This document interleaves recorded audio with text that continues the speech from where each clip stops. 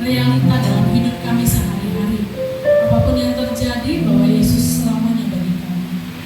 Apapun keadaan kami, tetaplah takkan pernah pudar kesetiaan dan kasih kami terhadap Tuhan yang telah mati dan bangkit bagi kami, bahkan menyediakan tempat di sorga dan menjadi juru selamat bagi kami, supaya kami kuat dalam menjalani kehidupan di tengah-tengah dunia ini.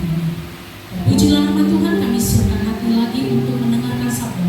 Berkata-kata layak Tuhan, sebab kami siap untuk mendengarkan. Di dalam nama Tuhan Yesus Kristus kami berdoa. Haleluya. Amin. Bapak Ibu yang dikasih oleh Tuhan,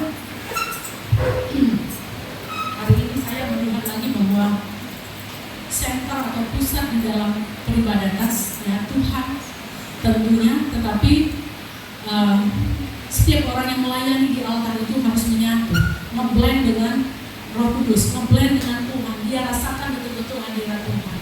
Dan hari ini saya melihat lagi bagaimana pengaruh orang-orang di depan itu sangat besar di dalam membawa setiap umat merasakan hadirat Tuhan.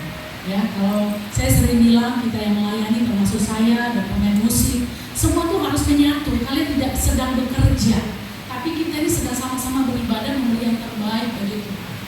Nah, hari ini saya melihat lagi bagaimana saya bilang tadi siapa namanya, Sari Sagala ya. Sari Sagala hari ini hadir untuk pertama kali di ibadah kita, khusus melayani sebagai penari. Ya. Nah, Bapak Ibu, sering sekali kita melihat bahwa penari-penari yang ada di depan ini adalah sebagai selingan. Tetapi Bapak Ibu, peran mereka begitu besar. Peran mereka begitu luar biasa untuk membawa jemaat Tuhan itu merasakan bagaimana luar biasanya Tuhan. Jadi sementara mereka menari di depan ini, saya melihat terus mereka bagaimana mimiknya, bagaimana gerakannya, menyatu gitu ya. Menyatu bukan sekedar seragam, tetapi kayak kita dibawa kepada alam roh.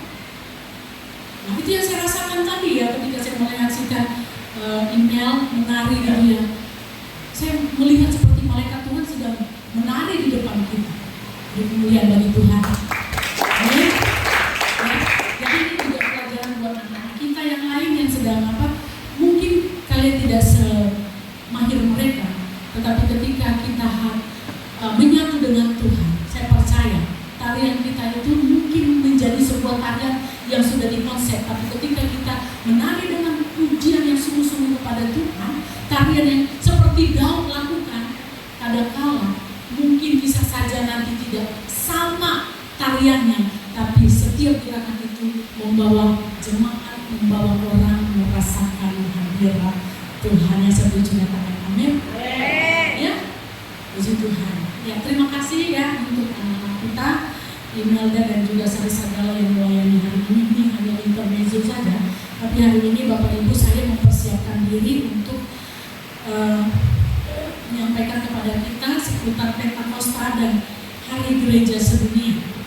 Karena minggu depan kita tukar mimbar, maka minggu depan bukan bicara tentang Pentakosta dan manifestasi Pentakosta yang mungkin kita harapkan akan ada di sini sesuatu yang luar biasa, tetapi Bapak Ibu minggu depan itu ya berkaitan dengan bagaimana Injil itu mulai ya secara membabi buta disampaikan. Ada semangat penginjilan yang meluap-luap setelah Pentakosta itu.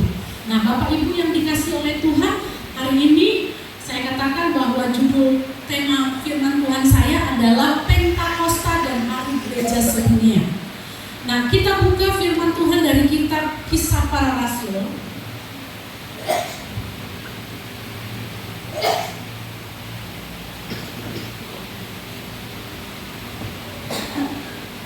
Kitab Para Rasul pasalnya yang kedua, ayatnya yang pertama, demikian firman Tuhan. Ketika tiba hari Pentakosta, semua orang percaya berkumpul di satu tempat. Minggu lalu kita sudah mendengarkan firman Tuhan berkenaan dengan kenaikan Tuhan Yesus dan apa yang kita lakukan di masa-masa tenggang waktu penantian Yesus akan datang kali kedua untuk menjemput setiap orang percaya. Tentu kita tidak berleha-leha, sama seperti Tuhan Yesus, sekalipun sudah paripurna dalam pelayanan keselamatan, tapi Dia tidak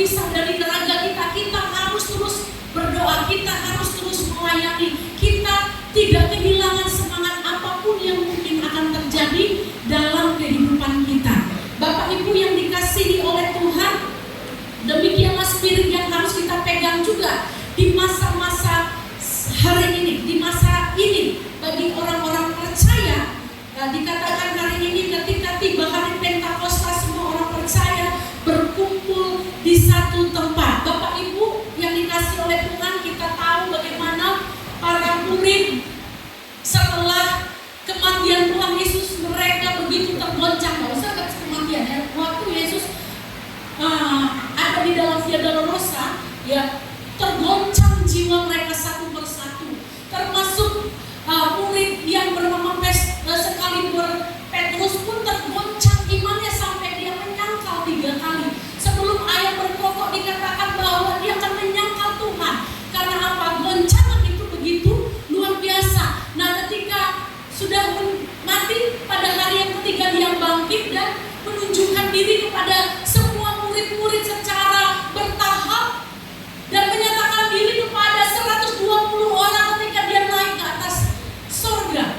Bapak Ibu, waktu Yesus mati aja terlukanya luar biasa. Nah, sekarang Bapak Ibu ketika dia naik ke atas surga, itu murid-murid gak tahu perasaannya berkecamuk di dalam hati, dan pikiran pun tertekan oleh karena hal-hal yang mereka akan saksikan ke depan, hal-hal yang mungkin menjadi berubah. Ya, tadi ada Yesus, setiap kali ada masalah mereka bisa bertanya, mereka bisa minta tolong kepada Yesus. Ya, secara fisik masih lihat Yesus, tapi sekarang sudah nggak lagi. Yesus naik ke surga, itu membebani sangat Bapak Ibu hati para murid pada saat itu. Sudahlah terluka berkali-kali sebelum Tuhan Yesus mati. Nah, sekarang dibuat lagi makin dalam lukanya dengan mengatakan, aku akan pergi, aku akan kembali. Ini satu pukulan yang gak gampang untuk para murid-murid pada saat itu, Bapak Ibu yang dikasihi oleh Tuhan. Itu sebabnya Bapak Ibu, untuk kesekian kali, dan ini mungkin sudah dikotbahkan juga oleh Pak Tan, yang ayat 6 menjadi sebuah harapan yang sangat-sangat mereka nanti-nantikan. Paling tidak, kalaupun itu tidak Tuhan Yesus lakukan sendiri, paling tidak mereka mendengar bahwa ada harapan tentang masa depan bangsa itu. Ayatnya yang ke-6 dikatakan, maka bertanyalah mereka yang berkumpul di situ, Tuhan, maukah Engkau pada masa ini memulihkan kerajaan Bani Israel? Lalu apa jawab Yesus untuk mereka semua? Yaitu, Engkau tidak perlu mengetahui masa dan waktu yang ditetapkan Bapa sendiri menurut kuasanya. Bapak Ibu yang dikasihi oleh Tuhan, menjadi sebuah atau menjadi satu bangsa yang dipulihkan kedaulatannya itu adalah kerinduan Israel.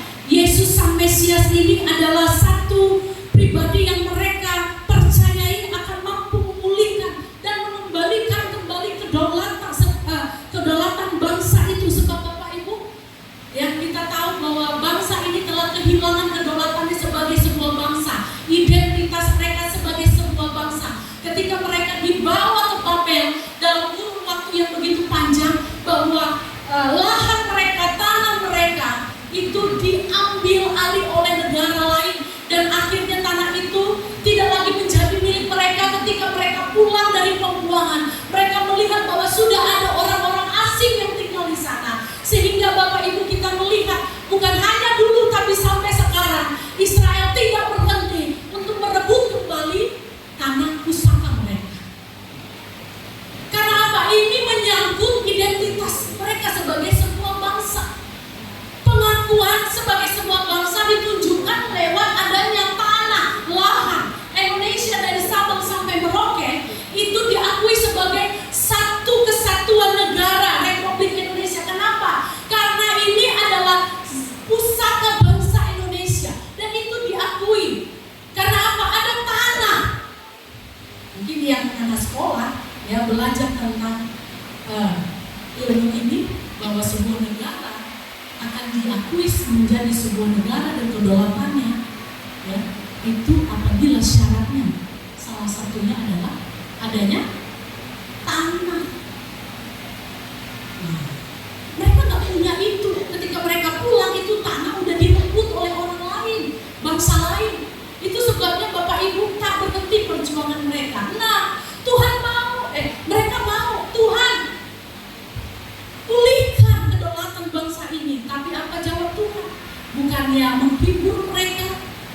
Ya kan? Sebentar lagi Tuhan akan naik.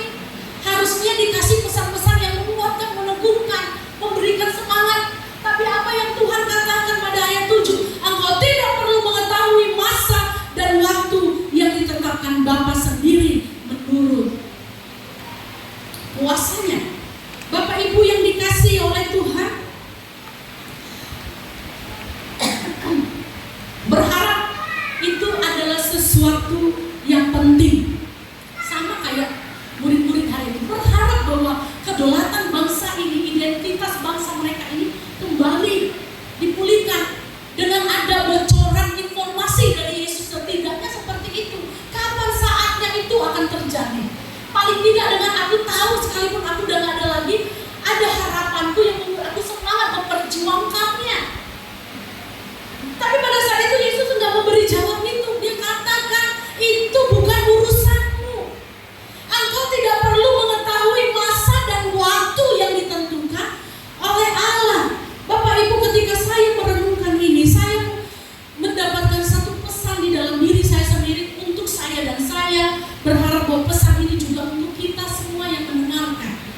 Bapak Ibu yang dikasihi oleh Tuhan, bahwa dalam doa kita boleh saja kita berharap lebih. Dalam doa kita boleh saja kita terus mendengungkannya, mengucapkannya sampai Tuhan menjawab.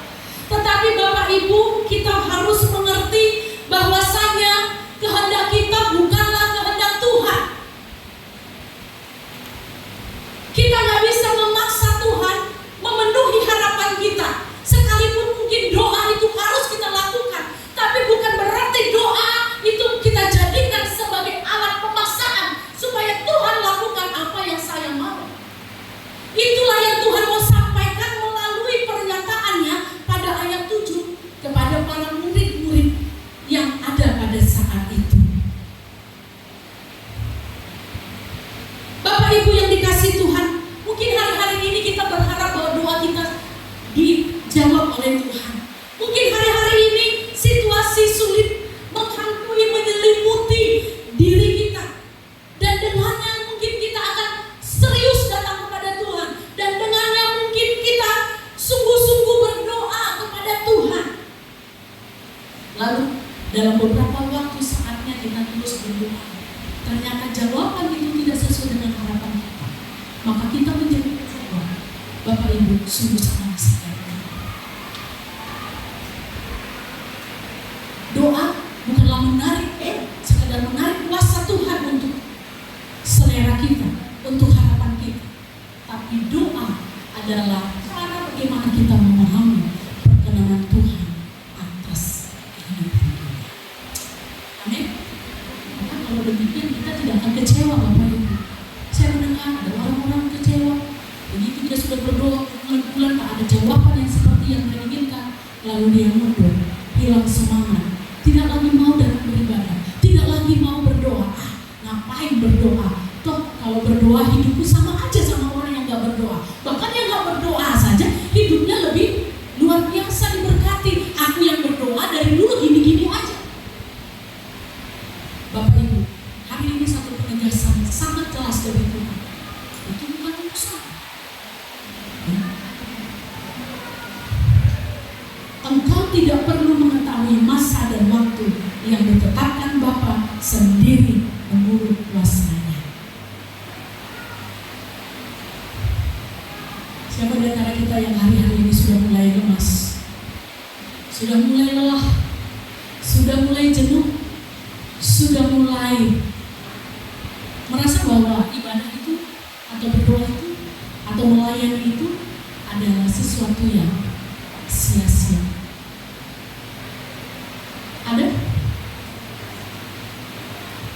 Ada yang sudah ada di titik seperti itu hari-hari ini? Ada? Ada, kadang-kadang muncul ya. Ada di titik di mana harus udah nggak bergairah karena ya nggak ada ternyata perbedaannya antara aku yang beribadah sama mereka yang nggak beribadah. Bahkan yang nggak beribadah lebih enak hidupnya daripada aku. Bapak Ibu, jangan lihat hari ini. Amin. Jangan lihat hari ini, jangan nilai hidupmu hari ini, jangan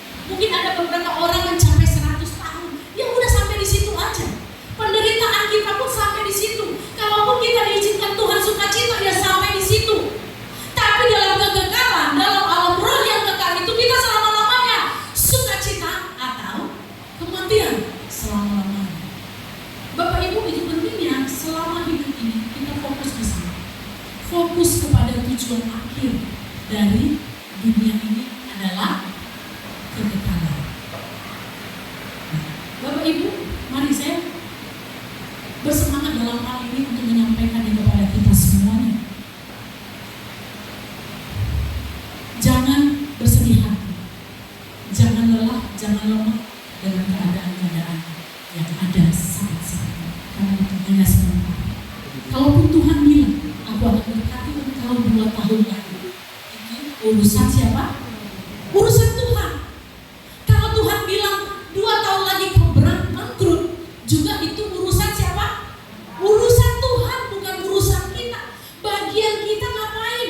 Bagian kita apa, Bapak Ibu? Bagian kita adalah selain percaya dan menunggu saatnya Tuhan datang menyatakan dirinya yang kedua kali, dan menyatakan diri untuk melakukan apa saja yang Dia mau terhadap hidup kita.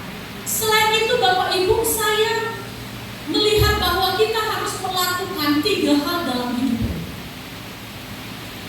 Sementara kita menanti kedatangan Tuhan yang kedua kali, hidup kita nggak boleh absen di dalam hal-hal yang berkenaan dengan memuliakan Tuhan.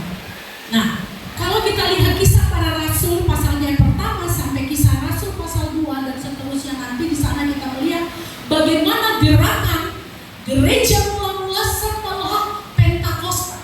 Roh Kudus dicurahkan, walaupun kita melihat ada manifestasi di mana murid-murid yang tidak bisa berbahasa Arab, tiba-tiba dia berbahasa Arab. Pada saat itu ada orang-orang Yahudi yang berasal dari tempat-tempat lain, orang-orang Yahudi diaspora, mereka yang sudah berpencar ke berbagai tempat karena mereka kan nggak punya lahan. Akhirnya mereka berpencar ke berbagai negara. Lalu mereka Yahudi ini kan sangat kuat menjaga tradisi mereka. Setiap tahun mereka itu datang ke Yerusalem sebagai pusat peribadatan. Untuk apa? Untuk beribadah merayakan Pentakosta. Kalau Bapak Ibu lihat di sini, pada pasalnya yang kedua pada Pentakosta, gitu ya. Padahal kan Roh Kudus belum dicurahkan, gitu. Tapi kok ada judulnya Pentakosta atau di permulaan itu, saya baca, ketika tiba hari Pentakosta. Ketika tiba hari Pentakosta. Nah, Pentakosta yang dimaksud di sini bukanlah Pentakosta dalam konsep kekristenan yang saat ini kita pahami, tapi Pentakosta dalam konsep Yahudi, di mana mereka merayakan 50 hari setelah mereka bebas dari kematian anak sulung. Dan mereka merayakan ini, bersyukur datang ke Yerusalem. Nah, pada saat itu Yahudi diaspora ini kumpul di sana. Nah, ketika mereka kumpul di sana, tiba-tiba mereka terkaget-kaget, bukankah orang ini orang Galilea? Tetapi mengapa mereka bisa berbahasa-bahasa yang kita pakai di negara kita? Mereka adalah orang Mesopotamia, mereka adalah orang Arab dan lain sebagainya. Sehingga Bapak Ibu, hari itu orang-orang yang datang itu memahami apa maksud Tuhan melalui berita firman yang disampaikan dalam bentuk bahasa lidah yang didengar dalam konteks bahasa manusia yang dipakai di dalam berbagai negara yang ada. Jadi bahasa roh itu bukan bahasa buatan manusia, bahasa yang tidak dipahami. Bahasa roh itu adalah bahasa yang dipahami oleh manusia. Mungkin saya tidak tahu apa yang saya ucapkan, tetapi orang yang mendengarkan apa yang saya ucapkan itu Tuhan. Atau setidaknya akan ada orang yang akan Tuhan persiapkan untuk menerjemahkan apa yang disampaikan oleh orang yang diizinkan Tuhan berbahasa roh. Jadi bukan seperti yang kita dengarkan selama ini, berbahasa roh terus semuanya berbahasa roh. Kita nggak tahu apakah itu bahasa roh atau bahasa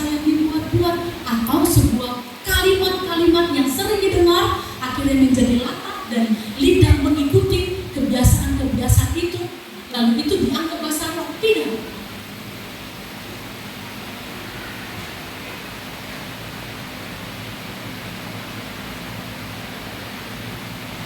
Jadi mereka datang dari berbagai tempat dan berkumpul di Yerusalem, dan mereka terkaget-kaget karena mereka mendengarkan hal-hal yang tidak pernah mereka bayangkan sebelumnya, dan mereka mendengarkan sebuah atraksi yang sangat luar biasa.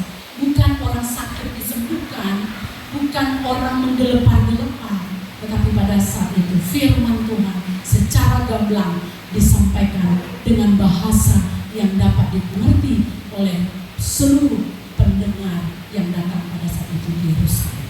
Nah, Bapak Ibu, saya melihat dari pasal 1, pasal 2, ya, kisah para rasul, ya, kita melihat di sana ada 3 yang harusnya terjadi di tengah-tengah gereja Tuhan hari-hari ini. Arti gereja sebenarnya itu, Bapak Ibu, kalau kita melihat dari bahasa aslinya adalah eklesia, yaitu orang-orang yang dibawa dari tempat tertutup, dari tempat yang gelap, menuju sebuah tempat yang lebih terang. Dan ketika dia ada di dalam terang, dia membawa penerangan juga ke alam gelap. Itulah sebenarnya eklesia. Nah, di dalam gereja itu harus ada terdiri dari 3 unsur. Unsur itu apa? Kita mungkin mengenal tugas gereja. Anak yang sudah dibaptis atau di sini bisa menjawab ini. Esther, 3 tugas gereja. Karena ada 2, Esther, satu lagi Parda. 3 tugas gereja. Masih ingat? Bentar dulu, saya mau tes dulu anak yang katekisasi. Amin? Udah lewat tapi pernah dikatekisasi. Ya, tepuk tangan dulu untuk Amin. Diakonia, marturia, dan koinonia. Bisa terbalik-balik ya. Nah, Bapak Ibu, yang kita mau lihat dulu tentang bagian dari bersekutu, ya. Setelah Pentakosta, Bapak Ibu, gereja Tuhan itu sudah mulai terus berkembang. Kita lihat setelah Pentakosta ada berapa jemaat pertama-tama yang bertobat? Ada berapa? 3.000, Bapak Ibu. 3.000 jiwa bertobat, dan hari itu juga mereka dibawa di dalam sebuah perhimpunan orang-orang percaya. Jadi kalau ditanya kapan gereja itu mulai, ya setelah Pentakosta. Walaupun sebenarnya Yesus telah mendirikan pertama kalinya, Yesus mendirikan gerejanya melalui perbincangan antara Yesus dengan siapa? Petrus. Ya. Dia berkata bahwa gerejanya tidak akan selesai atau tutup atau habis sampai kapanpun. Di dunia ini yang hanya bertahan itu, yang bisa bertahan sampai Yesus datang adalah gereja. Walaupun banyak tantangan di tengah-tengah gereja, Bapak Ibu. Kalau dulu, zaman dulu bagaimana orang-orang percaya, Bapak Ibu nanti bisa lihat di grup jemaat. Saya kirimkan melalui Nadim. Sejarah gereja, pembelajaran dari gereja yang mula-mula. Nah, itu saya ambil dari sebuah tulisan Aris Chandra Kencana pada 18 Februari 2013. Bapak Ibu bisa baca ini untuk menambah wawasan kita tentang gereja. Nah, kita melihat bagaimana yang orang-orang percaya dulu pada awal-awalnya itu mengalami penganiayaan Walau tidak sebrotal dulu, tetapi sampai hari ini sebenarnya penganiayaan kepada orang-orang percaya itu masih terus kita lihat. Bagaimana di India itu kadang-kala mereka sampai dibakar hidup-hidup. Ya, gereja itu mengalami intimidasi, gereja itu mengalami penganiayaan, tapi gereja nggak pernah selesai. Gereja nggak pernah berhenti. Bapak Ibu, gereja yang saya maksud bukan bicara tentang gedungnya, tetapi kita semua ini adalah gereja. Mungkin gedung akan hancur, tetapi gereja Tuhan, yaitu kita semuanya, itu akan tetap ada sampai Yesus datang itu kali kedua. Amin. Nah, Bapak Ibu yang ada yang dikasihi oleh Tuhan, gereja dari dulu itu tidak pernah berhenti dengan berhadapan dengan masalah-masalah, tapi ada istilah semakin dihambat semakin merambat, semakin dihambat semakin eksis. Kita melihat penambahan jumlah orang-orang percaya itu semakin ditambah-tambah hari-hari ini.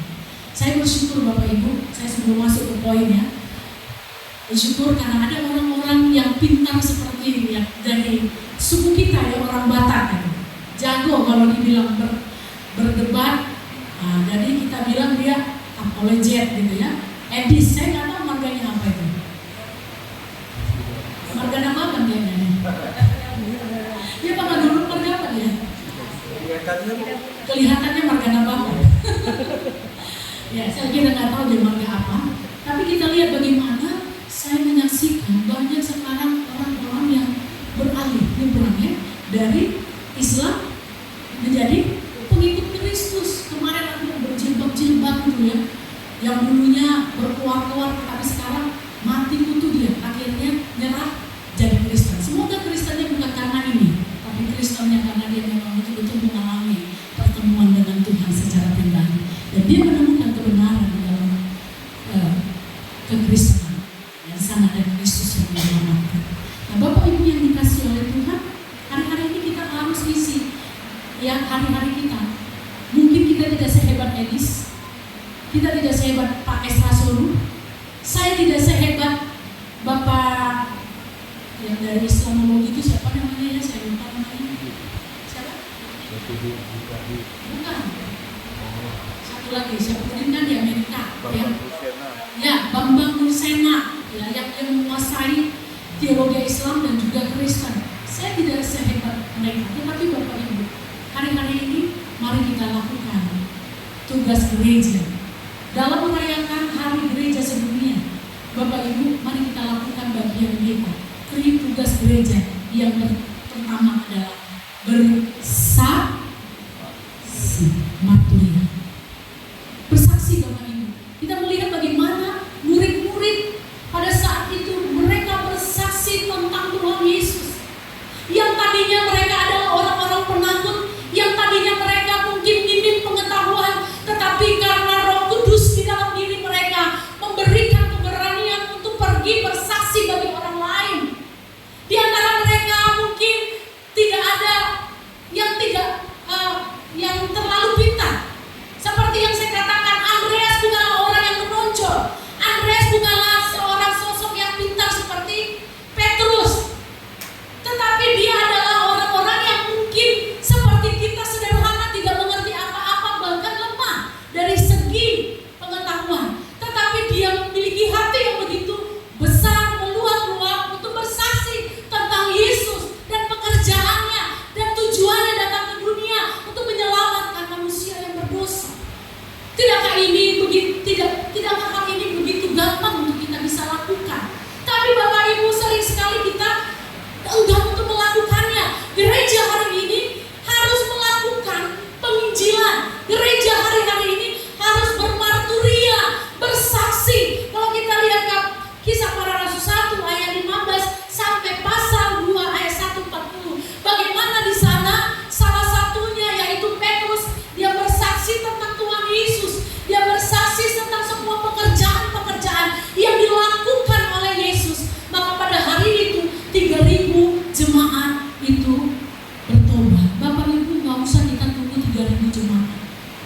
Kita hadir di tengah-tengah keluarga kita, bersaksi tentang kebaikan Tuhan kepada suami kita, kepada istri, kepada anak, kepada keluarga kita. Bapak Ibu, tidak ada yang mustahil keluarga kita akan siapa yang rindu keluarganya dipulihkan, keluarganya semuanya diselamatkan? Bapak Ibu rindu? Amin. Bapak Ibu bersaksi, jangan diam. Sekalipun mungkin kata-kata kita ini jadi sebuah lelucon, sok-sok kau, rohani kau, udah pendeta buat apa? Bahasa-bahasa yang menyakitkan kita, tidak mengenakan telinga kita. Bapak Ibu, speak up, berkata-katalah, bersaksilah kepada orang bahwa Yesus baik. Di tengah-tengah orang-orang yang mulai pesimis tentang Tuhan, sampaikan Tuhan ada, Tuhan baik, Tuhan luar biasa. Dan itu tidak sulit. Amin. Itu tidak sulit. Berbicara. Petrus juga mungkin pada saat itu masih gemetar, tapi Roh Kudus memampukan dia untuk speak, berbicara di depan banyak orang. Dan hari itu Tuhan menjamin semua hati orang yang datang beribadah ke Yerusalem, mereka akhirnya memberi diri kepada Tuhan. Mereka bertobat, memberi diri untuk dibaptis. Nggak usah jauh-jauh, nggak usah lihat sampai ke Yerusalem, nggak usah lihat ke ujung-ujung bumi. Lihatlah sekelilingmu, lihatlah suamimu, lihatlah istrimu, lihatlah anak-anakmu. Apakah mereka menuju kegelapan? Raih mereka, speak up dengan mereka, katakan Yesus mengasihimu, Yesus mati untukmu nak, Yesus mati untukmu suamiku, Yesus mati untukmu istriku. Datang, bertobatlah, sebab kerajaan Allah sudah dekat. Kita nggak tahu kapan harinya tiba, tapi hari ini, selama ada hari ini, firman Tuhan katakan, segeralah datang kepada Tuhan. Ini kata-kata yang harus terus-menerus dalam waktu-waktu ini kita dengarkan. Jangan berhenti, jangan anggap basi ya kesaksian tentang Injil Tuhan kepada semua orang. Yang terluka, sampaikan Injil Tuhan. Manusia bisa menyakiti dan mengecewakan, tapi Tuhan Yesus tidak pernah mengecewakanmu. Tuhan Yesus tidak akan menyakiti. Pandanglah kepada Yesus. Bapak Ibu, hari-hari ini kalimat seperti itulah yang harusnya terus kita sampaikan ke orang-orang lain. Orang-orang yang pemabuk berat, sampaikan kepadanya, Tuhan Yesus mengasihi. Engkau dapat menjadi seperti yang Tuhan mau. Tuhan Yesus mengasihi. Dia mati di atas dosa untuk dosa-dosa. Kadang-kadang orang kenapa ada terus berputar di area terus mabuk-mabukan, karena dia sudah frustasi dengan hidupnya. Dia merasa bahwa dia tidak lagi bisa memenuhi harapan Tuhan, sehingga ya sudahlah, toh juga aku nanti ke neraka ujung-ujungnya. Jadi yang lanjutkan saja kebiasaan buruk ini. Nah, kita harus hadir bagi mereka dan katakan Tuhan Yesus mengasihi. Kepada pencuri kita bilang juga demikian, Tuhan Yesus mengasihi. Dan itu tidaklah sulit untuk kita katakan kepada orang-orang lain. Yesus mengasihi semua orang. Nah, yang kedua, Bapak Ibu, bersaksi tadi sudah. Lalu yang kedua, bersekutu. Orang yang sudah kita layani dan menerima Yesus sebagai Tuhan dan Juru Selamat, harus kita bawa mereka untuk berkumpul dalam himpunan orang-orang percaya.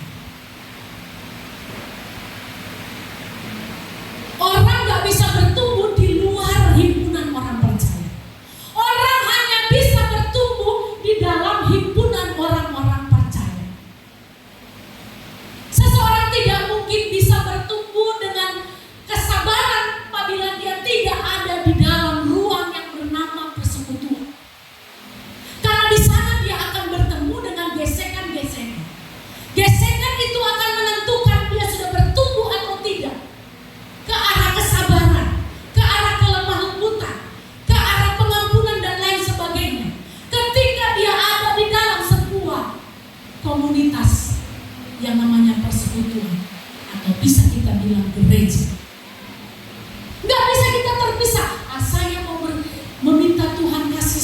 kesabaran, maka saya akan hidup beraskese atau menyendiri, menarik diri di dalam ruangan tertutup. Kita berdoa minta kesabaran. Kesabaran tidak akan pernah tercipta di dalam ruangan yang terpisah, tetapi kesabaran itu akan muncul ketika kita ada di dalam sebuah persekutuan.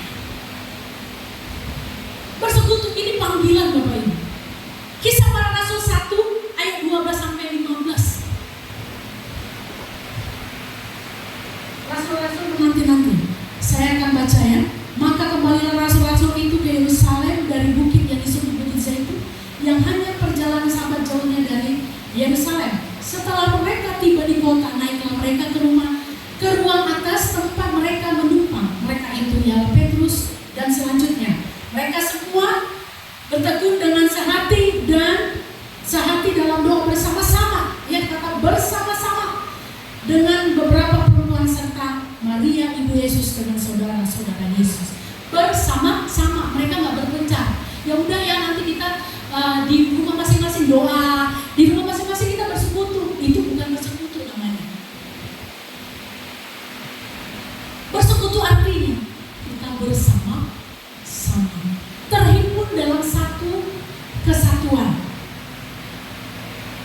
Nah, kalau kita lihat di sini mereka ada di atas loteng, dan di sanalah mereka berdoa bersama-sama.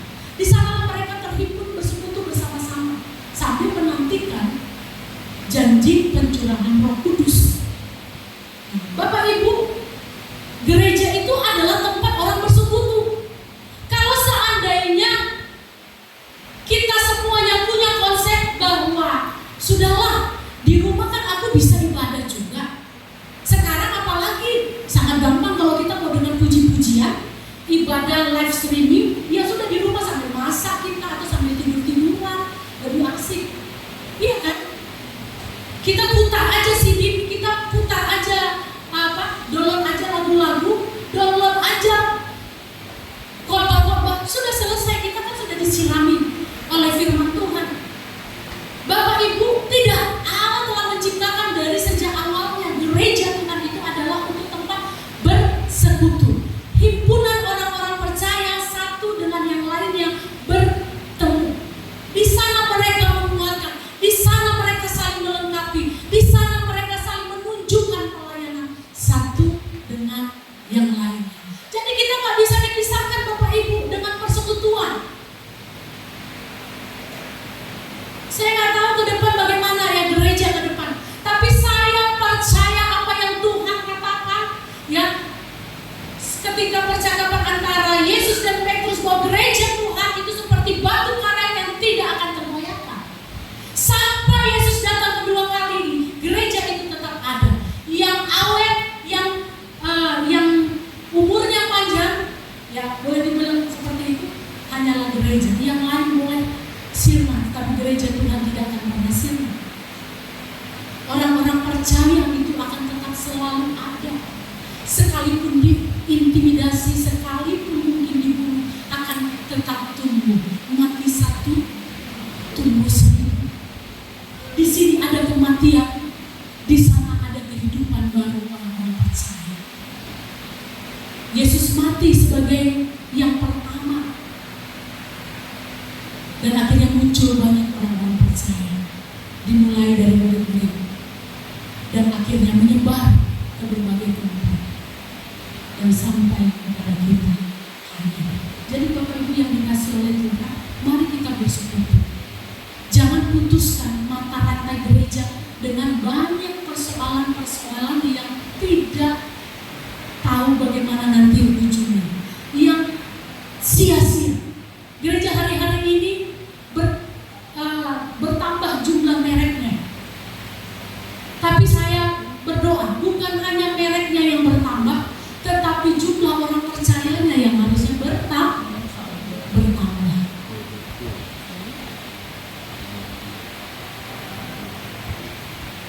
Bapak Ibu yang dikasih oleh Tuhan, jangan putus mata rantai kegerakan dalam persekutuan dengan hal-hal yang sepele, dengan hal-hal yang sia-sia dalam sebuah persekutuan. Mungkin saya dan saudara bisa berbeda. Mungkin Mungkin kita bisa paham dan saling sikut menyikut, tetapi persekutuan orang-orang percaya tidak akan pernah terputus.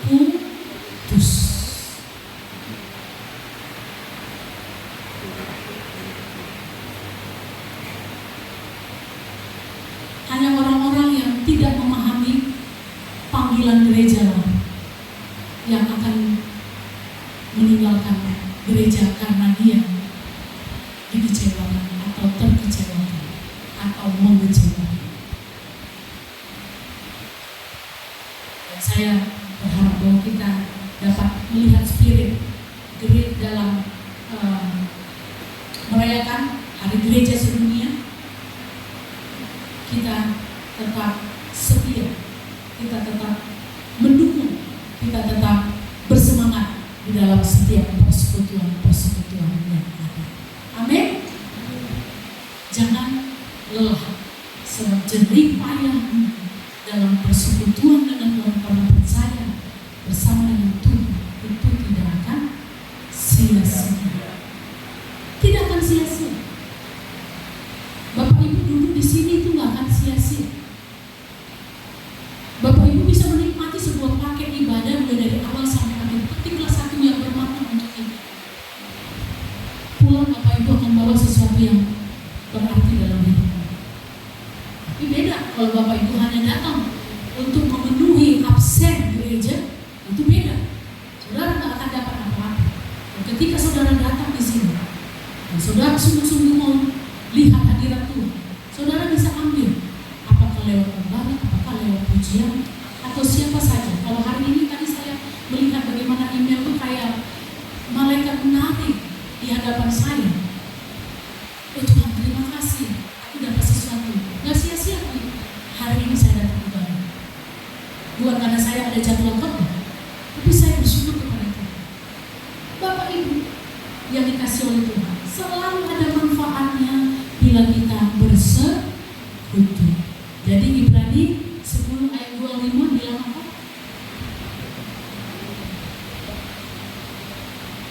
Ibrani 10 ayat 25 bilang apa? Janganlah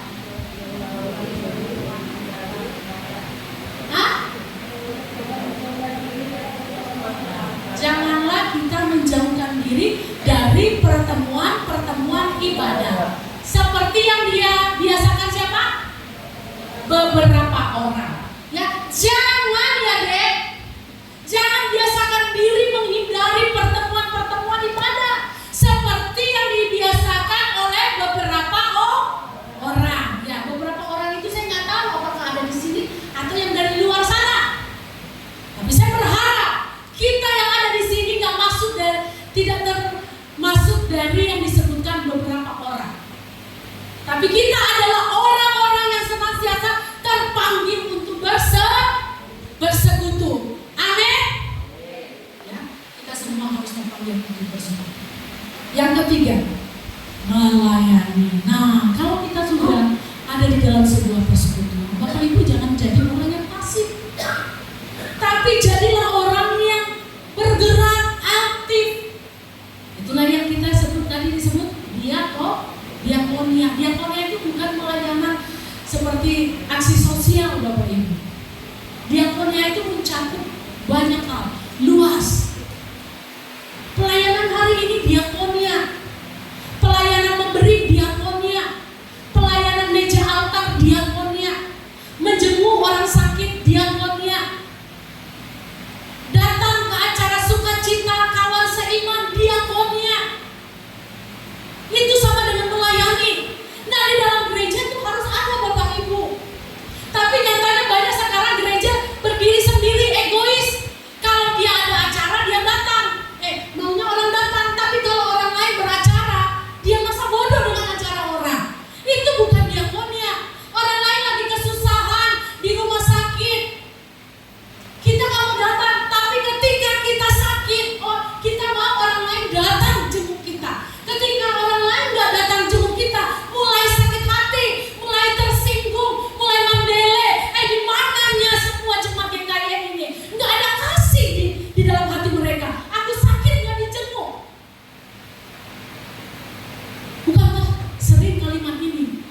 Bapak Ibu, jangan berharap engkau dapat kalau engkau tidak mendahuluinya dalam melakukan apa yang engkau inginkan. Jangan harap orang mau jenguk kita ketika kita sakit, kalau kita pun tidak mau jenguk orang pada saat dia sakit. Jadi diakonia itu ketersalingan, ada pelayanan satu dengan yang lainnya, ada memberi take and give, nggak hanya tahu dapat, tapi juga dia tahu memberi. Inilah Bapak Ibu tugas gereja. 3 ini nggak boleh keluar dari tugas gereja. Kalau ini nggak ada Bapak Ibu, gereja nggak bisa berfungsi. Dan ke depan apabila terjadi situasi-situasi yang dibicarakan di media sosial, Bapak Ibu kita nggak akan bertahan. Jadi saling melayani, saling membantu, saling menolong, saling memperhatikan adalah panggilan gereja. Dan teruskanlah panggilan ini. Bukan hanya di kata-kata, tapi di perbuatan kita Bapak Ibu. Jemaat Tuhan yang ada di sini. Amin. Amin. Jangan jadi orang yang egois. Jadilah orang yang sportif. Amin. Bilang dulu sama kiri kanan. Jadi orang yang sportif ya, jangan egois. Supaya dia ingat, pandang matanya. Gini bilangnya, jangan jadi orang yang sportif, jangan jadi orang egois. Gitu.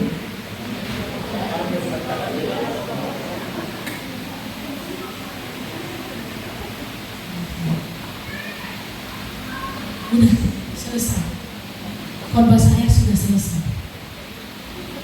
Ini 3 pesan yang mau saya sampaikan kepada kita di hari ulang tahun gereja sedunia. Perayaan gereja sedunia. Pentakosta itu sebenarnya adalah sebuah peringatan bangkitnya gereja, mulainya gereja, semangat gereja untuk bersaksi. Makanya ada banyak jiwa-jiwa akhirnya dibawa. Kalau kita lihat nanti bagaimana kisah Rasul sampai yang kedua itu, jemaat mula-mula terus ditambahkan dari 3.000 ke 5.000 dan seterusnya. Andaikan itu di tempat kita ini, saya nggak tahu lagi bagaimana gedung tanah yang dibutuhkan untuk manusia sebanyak itu. Dan di sini masih ada kursi-kursi yang masih kosong. Bapak Ibu, kita bukan hanya untuk mengisi kursi yang kosong, tapi kita membawa orang hidup di dalam terangnya Tuhan. Bawalah orang-orang lain untuk datang kepada Tuhan. Amin. Puji nama Tuhan. Mari kita berdoa. Bapa, dalam nama Tuhan Yesus, kami bersyukur untuk hari ini firman mengingatkan kepada kami supaya kami bersaksi. Kami melayani Tuhan Yesus. Kami bersyukur Tuhan. Ialah hal ini tidak akan kami tinggalkan dalam panggilan kami sebagai orang percaya. Apapun yang akan terjadi, kami menjadi orang-orang yang terus menambah rantai kekuatan gereja Tuhan di muka bumi ini sampai Tuhan Yesus datang kalian Tuhan. Kami tidak akan meninggalkan gereja, persekutuan kami, sekalipun kami sakit, sekalipun kami kecewa, sekalipun kami merasa tak berkuasa. Tapi kami menjadi satu kesatuan yang utuh dalam persekutuan yang manis, dalam persekutuan yang intim bersama dengan Tuhan dan juga umat lainnya. Berkatilah Tuhan, teruskan firman-Mu ke dalam hati kami semua di dalam nama Tuhan Yesus Kristus. Amin.